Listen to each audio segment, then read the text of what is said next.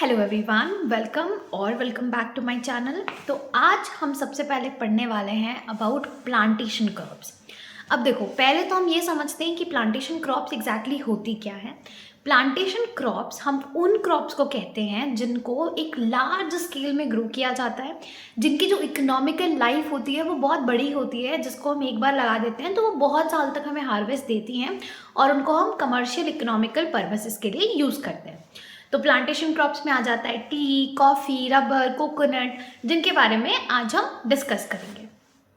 So the first plantation crop that we will be talking about today is coconut, जिसका नाम है कोकस नूसीफेरा। देखो, as I said कि कभी भी बॉटनिकल नेम्स रैंडमली नहीं रखे जाते हैं। तो यहाँ पे जो कोकस वर्ड है, कोको, इसका मतलब है मंकी फेस एंड नूसीफेरा का मतलब है नट बेयरिंग। तो monkey face and coconut, actually there is a resemblance between both and it is a nut bearing crop of course. तो that is Cocos nucifera. Now ये पामी फैमिली या एरिकेशी फैमिली को belong करता है। साउथ ईस्ट एशिया इसका origin है and the chromosome number is 32। तो ये पेरिनियल मोनोकॉट है जो कि पूरे इंडो मालयान रीजन में फैला हुआ है, इंडिया और फिलीपींस, इंडोनेशिया, श्रीलंका। तो इसको मेनली थोड़ा सा ह्यूमिड है ना, ट्रॉपिकल ह्यूमिड टाइप का क्लाइमेटिक कंडीशन चाहिए, तो इन जगहों पे वो बहुत अच्छे से इसे मिल जाता है। इंडिया में केरला में इसकी लार्जेस्ट प्रोडक्शन होती है and Tamil Nadu has the largest area.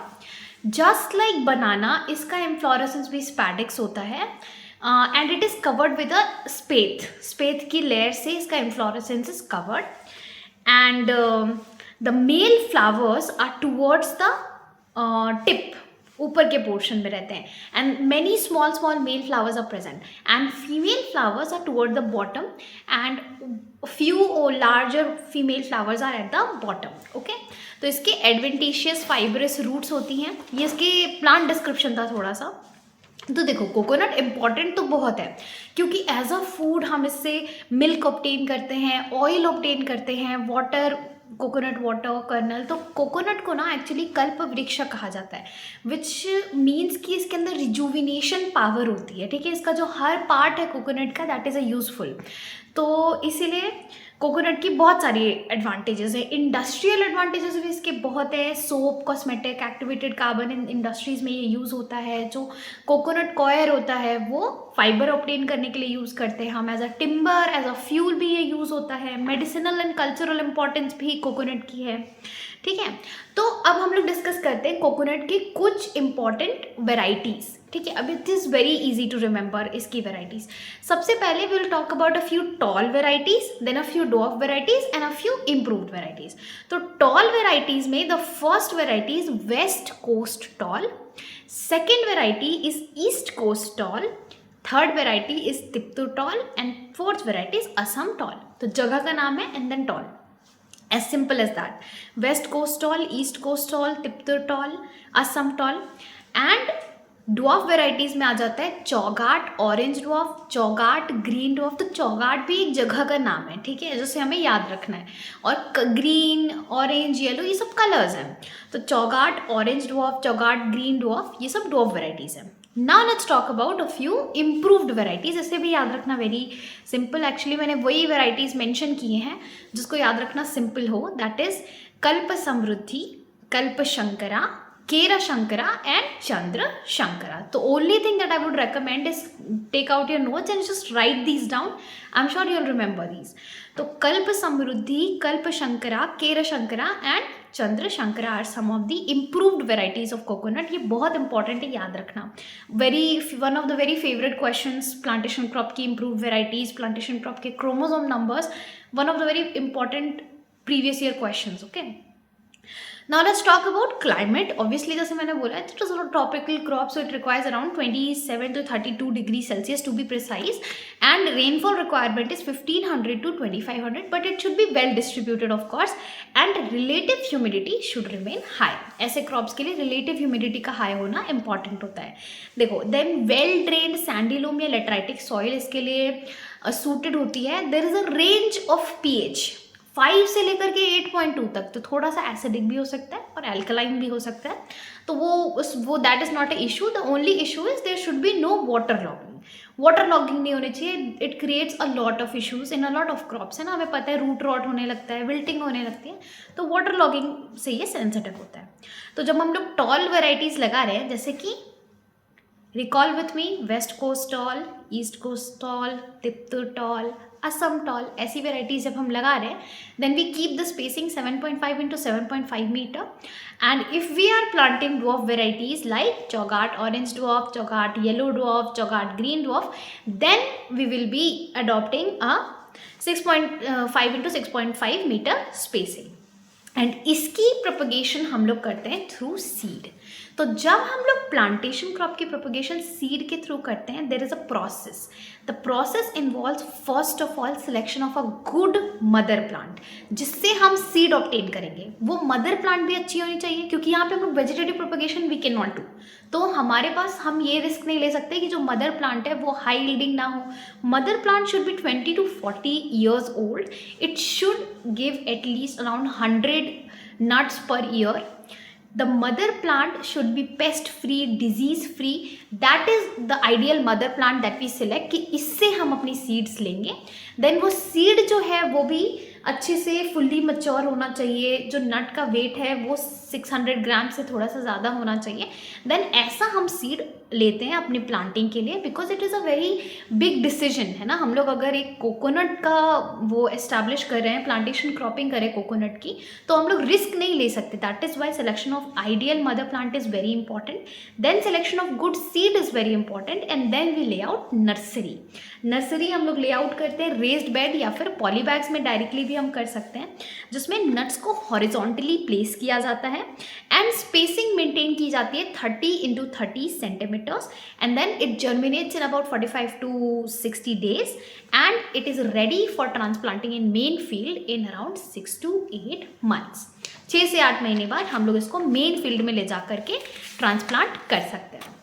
अब FYM requirement is 25 to 50 kg per year, इतना हम लोग अपने फील्ड में इनकॉर्पोरेट करते हैं। एंड NPK का रेशियो इज 500:320:1200 ग्राम पर प्लांट पर ईयर, ठीक है। अब ये जो बियरिंग स्टार्ट करता है वो 6 to 7 years की एज से टॉल वेराइटीज़ और 3 to 4 year dwarf varieties bearing start कर देती है। तो हम लोग हार्वेस्टिंग एवरी 45 days ले सकते हैं। Tall varieties will give around 80 to 100 nuts per palm per year. Hybrid varieties will give around 120 to 150 nuts per palm per year. तो इसके अंदर कुछ मेजर पेस्ट्स एंड डिजीजेज हैं जिन्हें हमें डिस्कस करना है, जो कि बहुत इंपॉर्टेंट है। देखो, because when we are adopting plantation crops, तो एक बहुत बड़ा इनपुट लगता है इनिशियल स्टेजेस में। तो ये सब चीज़ें, छोटी छोटी चीज़ें हैं जो प्लांट प्रोटेक्शन मेजर्स हैं, जो बहुत इंपॉर्टेंट है, अदरवाइज हमें बहुत ज़्यादा नुकसान हो सकता है। तो कोकोनट के केस में rhinoceros beetle is one of the major pests. Rhinoceros beetles क्या करते हैं ना, ये एक्चुअली में इनकी जो हार्मफुल स्टेज है वो अडल्ट फीमेल है, जो लीव्स में जाकर के एग लेइंग कर देती है। फिर जब उसकी एग हैच होती है, जो लार्वी होता है वो धीरे धीरे करके लीव्स में फीड करता है and it creates a V shaped hole in the leaves. तो लीव्स को वो धीरे धीरे डैमेज करते हैं, which obviously reduces the photosynthetic efficiencies and that in turn reduces the yield, overall yield. तो इसके कंट्रोल के लिए either mechanical removal is the first thing that you do of the rhinoceros beetle. Other than that, in the leaf axils we use naphthalene sprays. And other than this, there is one biocontrol agent, a fungus named as Metarhizium anisopili, which can be used for the control of rhinoceros beetle. Then the most destructive pest in case of coconut is red palm weevil. ठीक है, अब ये भी egg laying करते हैं। ये क्या करते हैं, ये जा करके जो शूट्स हैं, जो यंग शूट्स हैं लीव्स में, उसमें एग लेइंग कर देते हैं, जिससे there is one gummy fluid that oozes out of it and धीरे धीरे वो प्लांट को अंदर ही अंदर सड़ाने लगते हैं, जिसकी वजह से one day you will see the plant is fine and the next day the plant is dead. तो इसके लिए फेरोमोन ट्रैप्स, ठीक है, अफेक्टेड पाम्स, मतलब we have to be really careful. Affected palms को हमें इमीडिएटली रिमूव करना चाहिए and yes, that's it. And then there are a few diseases also in coconut, like basal stem end rot caused by Ganoderma lucidum.